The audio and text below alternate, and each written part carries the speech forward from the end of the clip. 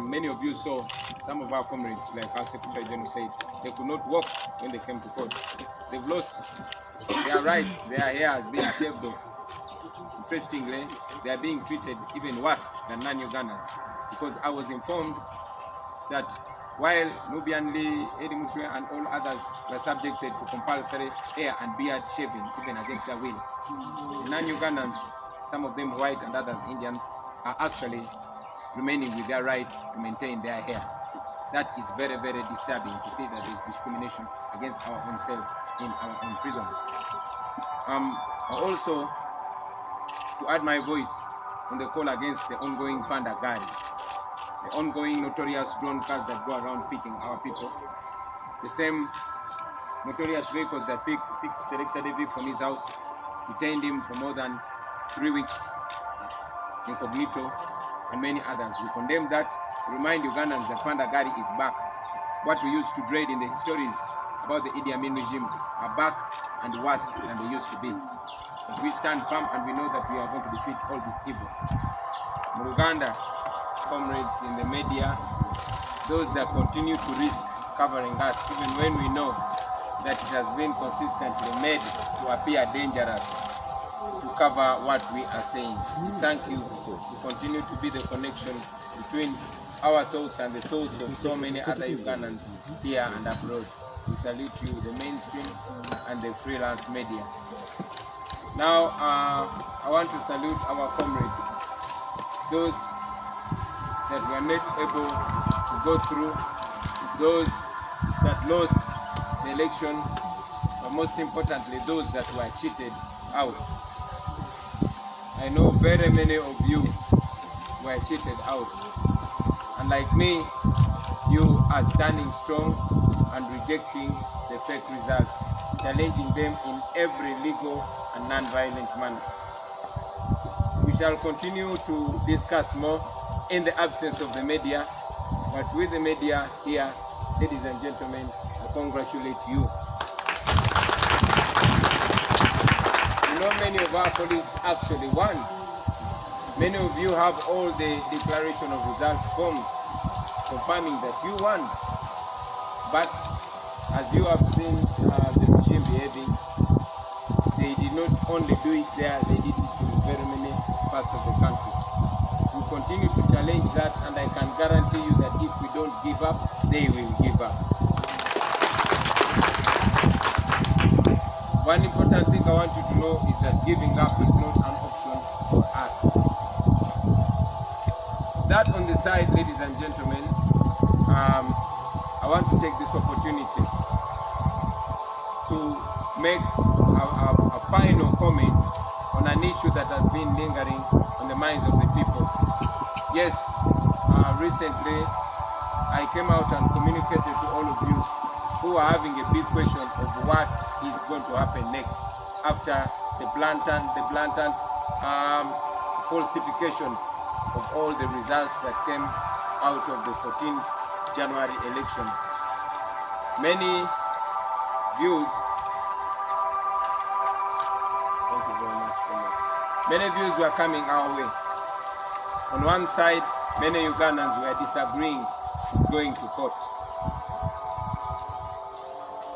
They argued, and we agreed with them, that the courts of law have for a long time come off as compromised.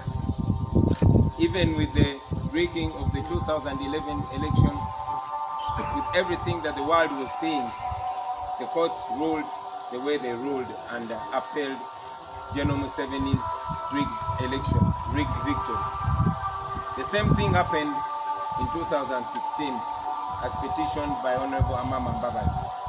So there was every argument on their side for us not to go to court. In any case, they argued that we would further be giving a stamp of legitimacy on General Museveni's rule. However, on the other side, other Ugandans were arguing that since we had given the same precedent of believing in the power of the people, but most importantly, putting the truth before their eyes, and also arguing that our biggest weapon has always been exposure. There is so much hope now because there are many more Ugandans that have actually been exposed in the politics of the country. Many more Ugandans have picked interest in the way their country is being run. That is why you are seeing this massive change that is being fought by guns. So they thought that it's important for us to continue, one, pursuing every last legal option. And therefore, they argued that even though it is clear that our courts of law have been showing signs of fear and compromise, they said, and we agreed with them, that it's important to put our judiciary at a test. Even when we know that General Museveni has historically intimidated the judiciary, as it was noted by the former Chief Justice, Professor Kanyamba, we said that we want to once again, one, demonstrate ourselves as a group of people who believe in the rule of law, but most importantly, as people who want to put to test every last legal step. So ladies and gentlemen, I hereby once again announce that we, as a national unity platform that I lead, have decided to petition the Supreme Court of Uganda. We yesterday filed our petition, Presidential Election Petition number 1 of 2021. We are taking General Museveni to court. We are taking the NRM to the Supreme Court of Uganda. Note that our hope is in the courts of law. Like we've said, our hope is in the people of Uganda. People power is our power. We mentioned it in the beginning that we knew that Mr. Ryabakama was acting biased, but we decided to put that institution to a test, and everybody was able to see everything. We are yet again putting the judiciary at a test. We want to be remembered as a group of people that pursued every legal challenge, every legal redress to the letter Z. And that is why we are going to the Supreme Court. Ladies and gentlemen, allow me to also inform you that we are very, very confident. We are very confident because we were able to gather a substantial amount of declaration of results forms, something that we have not seen in the past. Everything that happened on the campaign trail, everything that is in our petition was actually seen and witnessed by the entire country, if not the entire world. So everything that we are saying, we are not cooking it, or the public is not going to hear it for the first time. They saw it happening, they followed the entire story, and now we are presenting this story to the Supreme Court. And we want to see if our Supreme Court can actually stand on the side of justice. That is the step that we are taking. I want you, ladies and gentlemen, to look at this as part of the entire plan. We told you before that our plan is one, removing a dictator. This plan is going to have many parts and many episodes and many phases, and we are heading to yet another phase of our struggle. We have told you before that much as we are many and young and energetic, we despise violence, and we decided not to use violence. We are going to use non-violence, we are going to use the law, and we are going to remove a dictator. If there's justice in this country, then it is either going to show itself or expose itself in this case. We thank you, ladies and gentlemen. The NBS TV protesting their biased nature and their compromising nature in reporting about the elections.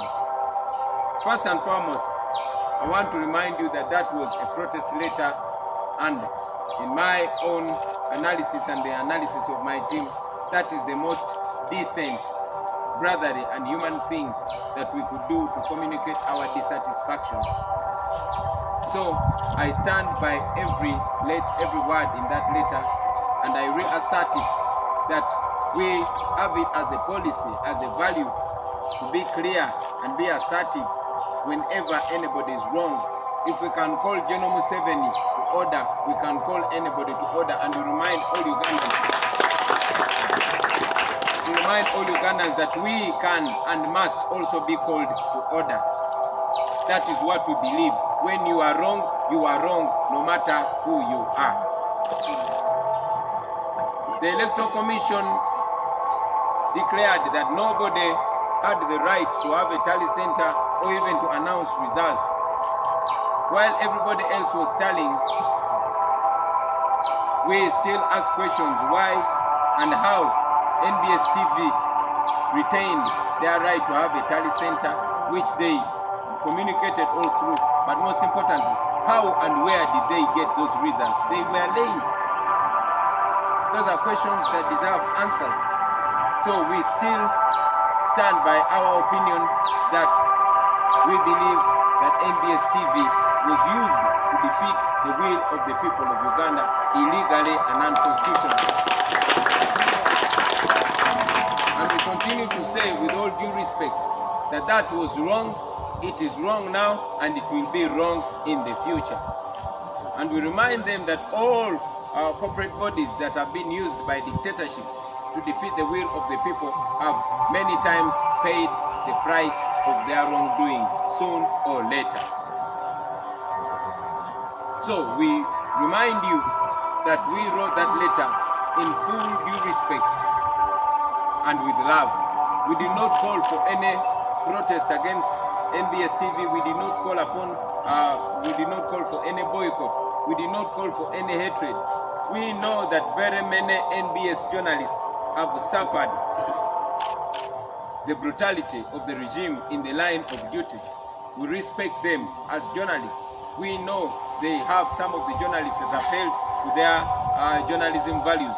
But again, we assert that the media station was used illegally and wrongly. And the most decent thing they could do is to apologize to Ugandans.